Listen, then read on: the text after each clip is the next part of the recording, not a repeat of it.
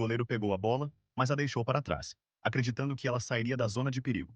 Em um segundo, o atacante correu em direção a ela, tomou a bola de suas mãos e seguiu diretamente para o gol, completamente vazio.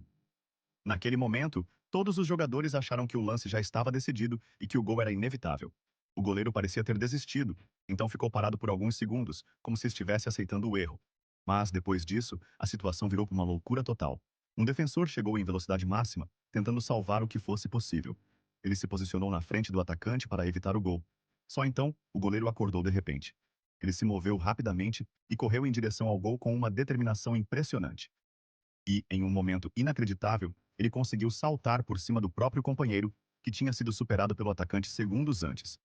Sem diminuir a velocidade, o goleiro fez uma defesa completamente excepcional em cima da linha do gol, evitando que a bola entrasse no final do segundo tempo. Ele passou de culpado a herói com uma defesa incrível que apagou totalmente o seu erro.